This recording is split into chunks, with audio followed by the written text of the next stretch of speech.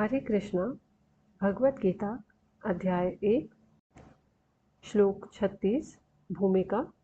इस श्लोक में अर्जुन कृष्ण से ये कहता है कि धृतराष्ट्र के पुत्रों की हत्या करने का कोई लाभ नहीं, क्योंकि ऐसा करके वह सुखी नहीं रह पाएगा। श्लोक। पापम एव आश्रयेत अस्मान् हत्वा एतान् आततायिनः तस्मात् न अर्हा वयं हन्तुं धार्तराष्ट्रान् सबान्धवान् स्वजनं हि कथम हत्वा सुखिनः स्याम माधव। अर्थात यदि हम ऐसे आतताइयों का वध करते हैं तो हम पर पाप चढ़ेगा, अतः यह उचित नहीं होगा कि हम धृतराष्ट्र के पुत्रों तथा उनके मित्रों का वध करें। हे लक्ष्मीपति कृष्ण, इससे हमें क्या लाभ होगा और अपने ही कुटुंबियों को मारकर हम किस प्रकार सुखी हो सकते हैं। तात्पर्य। वैदिक आदेशानुसार आतताई 6 प्रकार के होते हैं। विष देने वाला, घर में अग्नि लगाने वाला, घातक हथियार से आक्रमण करने वाला, धन लूटने वाला, दूसरे की भूमि हड़पने वाला तथा पराई स्त्री का अपहरण करने वाला। ऐसे आतताइयों का तुरंत वध कर देना चाहिए, क्योंकि इनके वध से कोई पाप नहीं लगता। आतताइयों का इस तरह वध करना किसी सामान्य व्यक्ति को शोभा दे सकता है, किंतु अर्जुन कोई सामान्य व्यक्ति नहीं है। वह स्वभाव से साधु है, अतः वह उनके साथ साधुवत व्यवहार करना चाहता था, किंतु इस प्रकार का व्यवहार क्षत्रिय के लिए उपयुक्त नहीं है।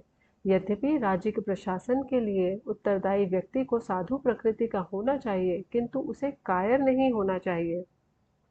उदाहरणार्थ, भगवान राम इतने साधु थे कि आज भी लोग राम राज्य में रहना चाहते हैं, किंतु उन्होंने कभी कायरता प्रदर्शित नहीं की।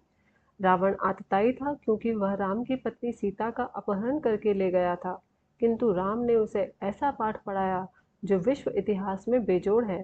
अर्जुन के प्रसंग में विशिष्ट प्रकार के आतताइयों से भेंट होती है। ये है उसके निजी पितामह, आचार्य, मित्र, पुत्र, पौत्र इत्यादि। इसलिए अर्जुन ने विचार किया कि उनके प्रति वह सामान्य आतताइयों जैसा कटु व्यवहार न करे। इसके अतिरिक्त साधु पुरुषों को तो क्षमा करने की सलाह दी ही जाती है।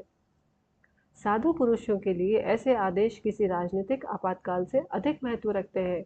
इसलिए अर्जुन ने विचार किया कि राजनीतिक कारणों से स्वजनों का वध करने की अपेक्षा धर्म तथा सदाचार की दृष्टि से उन्हें क्षमा कर देना श्रेयस्कर होगा। अतः क्षणिक शारीरिक सुख के लिए इस तरह वध करना लाभप्रद नहीं होगा।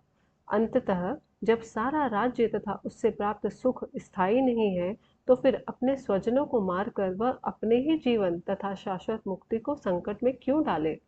अर्जुन लक्ष्मीपति कृष्ण को यह बताना चाह रहा था कि वे उसे ऐसा काम करने के लिए प्रेरित न करें जिससे अनिष्ट हो, किंतु कृष्ण कभी भी किसी का अनिष्ट नहीं चाहते, भक्तों का तो कदापि नहीं। हरे कृष्णा।